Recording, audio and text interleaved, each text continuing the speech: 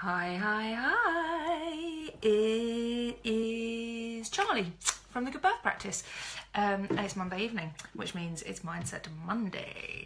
And it is the middle of April and it's all a bit hay fevery. And so I've got really, I don't know if you can see from here, I'm feeling a bit self-conscious because I've got like really sore eyes, moo-hoo, which I'm trying to make up for with lots of red lipstick, but I'm feeling a bit anxious because the lovely Natalie Stringer is sometimes on and she's extremely beautiful and extremely good at makeup and it makes me feel a bit freaked out. I'm just going to take that off because I'm warm.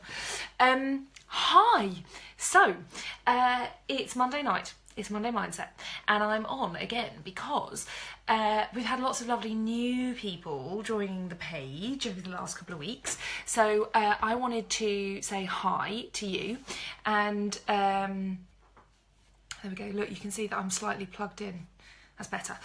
So I wanted to say hi to everybody who's new onto the page over the last 2 weeks, really, and a little bit of back to reality. Any of you who've got kids already, who were on like baby number 2 or 3, who've got an older child who's at primary school, will probably have dispatched older children back to school this week, and so we are approaching something like normality, which is kind of nice to get back to it, I think. I'm just going to shove that, look, that's my big hand, but I'm just going to shove that over the top there. Gone. Oh, there we go, I'm back. Hi. Oh, no, I can't make it work. But there we go. Oh, that's fine, but you're losing the top of my head. Who cares? It's only the top of the head. So I kind of, so my theme for tonight, again, is why it is that I do the hypnobirthing thing. And it's for a couple of reasons. And actually, it's been the part of the reason that I decided to talk about this tonight was because I've heard it a couple of times in the last 24, 48 hours again. And I just hear it all the time. And because I work a lot with doulas and hypnobirthing instructors and birth coaches and pregnancy massage people and lots of lovely, lovely midwives, it's easy for me to fall into this sort of false sense of security almost, that actually maybe it's not that important what I do because, or why I do it, because the people who are interested in hypnobirthing are going to find me, and actually, you know, midwives overall are really lovely, and the information is available if you want to find it. So, you know, I don't really need to bang on about it too much, do I? Because it's kind of all becoming okay, and it's not. You know, like every couple of days, I speak to somebody who expresses to me a traumatic experience that they have had, or that a member of their family has had. So a woman was telling me this morning, to a friend, you know, local woman, really a friend of a friend, I know her through somebody else, and she was telling me that when she went into labour with her daughter, her sister-in-law phoned and said, just turn up and take the epidural because I just can't bear the idea of you being so traumatised. And part of me, like a big part of me, thinks, take the drugs, you know, like there is not, if you want to take the drugs, take the drugs. Like I would never tell anybody or suggest to anybody that you should do your labour in a particular way, except that what I hear when I hear that story is not that somebody was in a lot of pain, but that somebody was traumatised by their experience. And women shouldn't, in this day and age, be traumatised by their birth. It shouldn't happen. There is no need for trauma like that. It's just not acceptable. Hi, Carly Gudgeon. You just missed the section where I've just been talking about how lovely midwives are. You can replay it later. So yeah, so I'm kind of here because so motherhood, becoming a mother, is this massive transformation in your life, right? 82%, an ONS study in 2016 told us that 82% of women of the age of 45 had become mothers already. And we know that of the remaining 18%, there is a good wedge of women who would have liked to have become mothers and haven't been able to for one reason or another, right? And motherhood is this massive shift in your life. So it affects the language that you use. You have to learn a whole new vocabulary, not just around pregnancy, but around babies, like looking after an infant and then weaning an infant and then looking after toddlers. You have to manage yourself in a different way. You know, before you have children and you're free, you can operate in a particular way. There's an element of freedom that you just don't have when you're mothering. So that's a new lifestyle for you as well. It's a new outlook in life. It's a cliche, but you know, often becoming a mother changes the way you look at the world, and it changes the way you perceive current affairs and news events. It changes the friendships that you have, often, not always, not exclusively, but it does often change. Look, I'm kicking the table in my giddy excitement. I'm going everywhere. There we go. And actually, oh, thank you, Carly. That's really nice. I was just saying that I'm feeling slightly hay fevery with the swollen eyes, hence the big red lipstick. And the other thing that it does is it affects your relationship dynamics. You know, becoming a mother, becoming a family, becoming a father, it affects relationship dynamics dramatically. So actually, it's not an overclaim to say that when a baby is born, when you give birth, your baby is not the only thing that's given new life. Like, you are given new life as well. You transform from one entity, from one stage in your life into another. And you have every right to start that new part of your life positively, on the front foot, feeling physically healthy and physically robust and physically intact, feeling mentally robust and secure and safe and validated. And it's really important that women start off that new phase of their lives like that. You know, like we're talking about the fourth trimester. The fourth trimester is no joke, right? It's lovely. Lots of it is really lovely. You've got your new baby. It's a lovely stage of their lives, but there's a lot of sleep deprivation, there's a lot of cluster feeding, there's a lot of hormones going on. Your body is adapting and changing, and again, whether it's your first, second, third, fourth, fifth, sixth baby, you know, the dynamic in your household is changing. There's a lot to take on board and a lot to deal with. And too many women enter that new phase of their lives feeling traumatized, and it just isn't acceptable. We shouldn't allow that to happen. And there are a number of reasons that happens, I think. And I think part of it is about a sort of cultural expectation of suffering. And part of it is about an unwillingness to adequately prepare women, to adequately educate women about their bodies and how their bodies work. And I just think that's unacceptable. I think if this was something that happened, I'm going to say it, I think if this is something that happened to men, they would not be allowed to enter this new phase of their lives with so little knowledge and understanding of their bodies and the process and how things work and how things happen. I just think it's totally unacceptable. You know, that new phase of their lives, you know, if you have a traumatic birth, the effects are long lasting. You know, it's not just about, you know, the days and weeks afterwards. It's about the bonding with your baby, about the bonding with your partner, about your physical recovery, about your ability to make really good informed choices in those early days of your mothering, and then how you decide to structure the rest of your family after that as well. I mean, these are big consequences, I think, of having poor birth experiences or poor birth outcomes. And just for absolute clarity, I am not talking about the way that your baby is born. You know, if you want to rock up to hospital and ask for an epidural or an elective cesarean, you have as much right to do that as a woman who wants to labour at home on her own. You know, this is not about how your baby is born. It's about how you experience the labour. It's about how you understand what's happening in your body so that you can optimise it to the best effect. It's about how you understand what the risks and benefits of all of your options and choices are. It's about how you understand really what your options are and how you can make those decisions and how you can hold your ground if you want to or need to. So I'm not in any way advocating a particular type of birth. I'm advocating good antenatal education and good support for pregnant and labouring and birthing women. And that is kind of my mission. You know, being a mother is something to be proud of. You know, mothers are creators. Mothers are nurturers. Mothers are adaptable and multifaceted.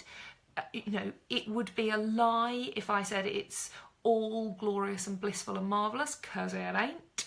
You know, some bits of it are incredible and joyous, and some bits of it are really, really hard and tough. But it is all to be respected and recognised and valued, in my view. When I was pregnant with my first child, I was working with a planner who's such a lovely chap, I cannot tell you. And he gave me this really interesting, just little snippet that stuck with me all the way through. And I still use this now. Like, I say this to couples when I'm working with them. You will never feel as high with your child, and you will never feel as low. And I had this particular incident where I had gone back to work then, so the oldest one was about 11 months old, and I was about to go off to work to do this really high profile international meeting in London that I was chairing, actually. And this baby would not go back to sleep, and I can remember sitting there at like 2 o'clock in the morning, rocking backwards and forwards, breastfeeding this 11-month-old child, thinking, oh Christ, go back to sleep, I've got so much to do tomorrow, I really could do without this, I really need to be focused. And then looking at him going, oh my God, he's so amazing, I can't believe I made such a beautiful thing, it's just so fantastic. Go the fuck to sleep, I've got such a big day tomorrow. And that, in essence, is the whole of motherhood. Like, I'm not here to lie to you or to pretend that it's all wonderful or to pretend that, you know, labour is a walk in the park and you just need to breathe in through your nose and out through pursed lips and it will all be okay. I'm here to say, and this is my mission really, is to support women to embrace their own unique experience of motherhood. Like, and it should be as unique as everything else that is in life. You know, women, but mothers particularly, are exposed to a level of judgment and opinion that is really quite unpleasant and can be really negative. And I really would just, you know, my kind of life's mission, I suppose, life's a bit strong, but probably actually is where I see myself going, is to allow women to make their own informed decisions about stuff. You know, the point about hypnobirthing is not to suggest that one particular type of birth is better than another. It's not to tell you that you should do it without drugs. It's not to tell you that you should do it at home. It's not to tell you that you should get into an argument with your midwife about anything. It's to help you uncover what's going on around you. So, you know, not just my view, like, knowledge is power. We all agree that knowledge is power. And so many women walk through their pregnancies and into their labours with so little information about their bodies and how their bodies work. And, you know, I have this thing about, you know, you might do, when you're 16, you might do GCSE biology about reproduction, but that's basically penis in vagina, sperm plus egg equals embryo. You know, there's not actually a lot about how your body actually operates. And even if there is these days, it's been a long time since I did GCSE biology, but even if there is these days, it's a flipping long time between 16 and when you finally get knocked up, which might be in your, mid-20s, late 20s. I was in my mid-30s when I got pregnant the first time. You know, I was 34. That's a long freaking time from 16.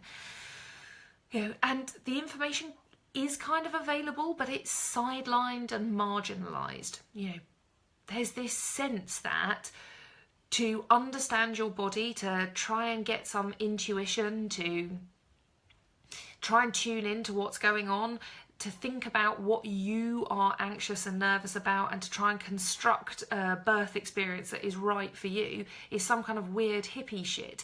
And I just cannot see how that is weird hippie shit. You know, it's the same process and approach as trying to get yourself promoted at work or book an amazing holiday or buy a brand new car. You know, we're not talking about anything more weird hippie shit than that, really.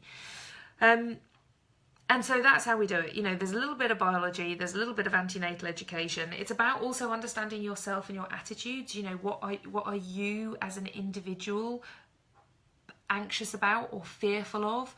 You know, how have you as an individual interpreted the sort of information that is sort of culturally available about birth over the years, and what does that mean to you? Which bits of it fit for you and which bits of it don't fit for you? It's about challenging the received wisdom. You know, this is such an important, pivotal moment in your life. To just walk into it assuming that the received wisdom is correct seems madness to me. I'm sorry to say it, but it just does. You know, it's such an important day. Why leave it to chance? You kind of prepare for everything else. It's madness not to prepare for this. It's madness that there is so little antenatal education available. It just is.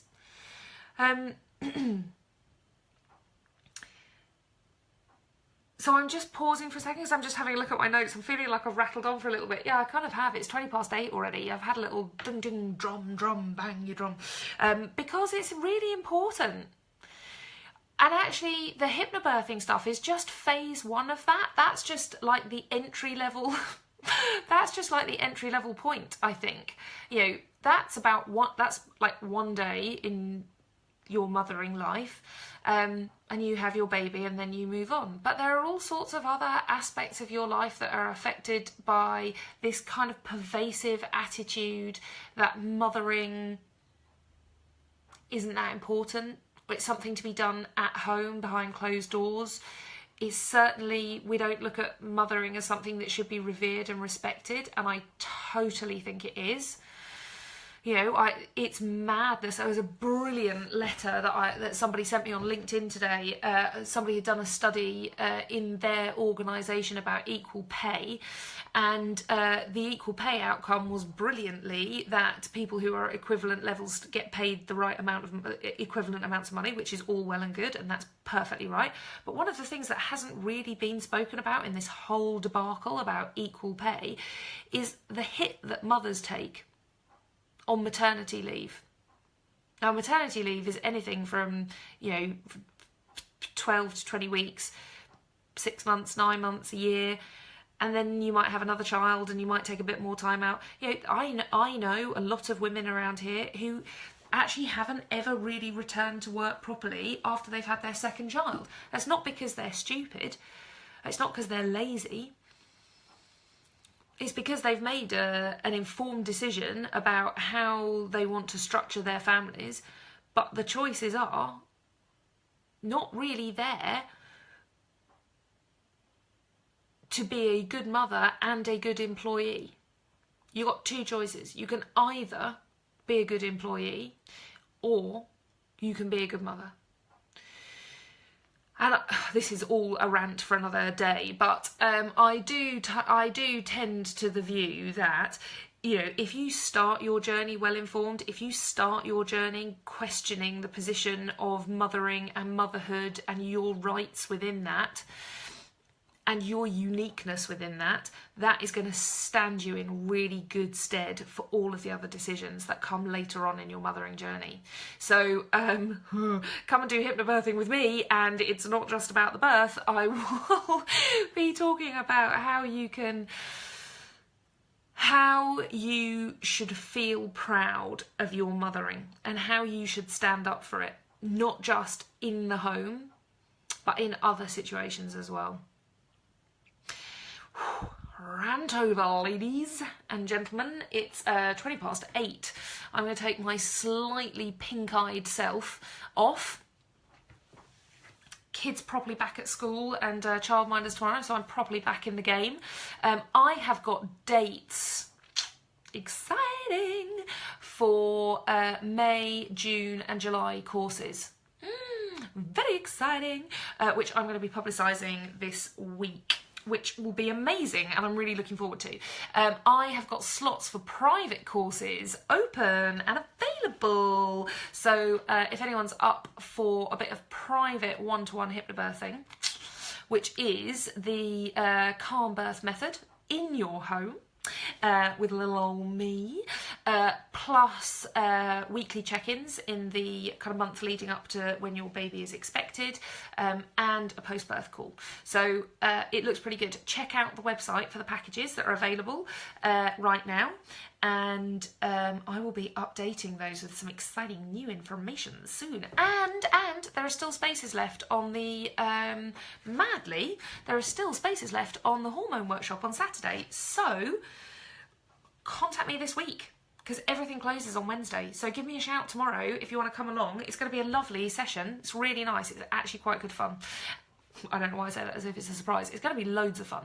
And we're going to be talking about hormones, which hormones are relevant in the last couple of weeks of pregnancy and in the 4th trimester, and how you can doozy those bad boys up to your best advantage. Very exciting.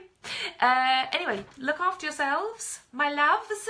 I'm going to do this funny thing, touching the camera so I can turn the phone off. I'll speak to you soon.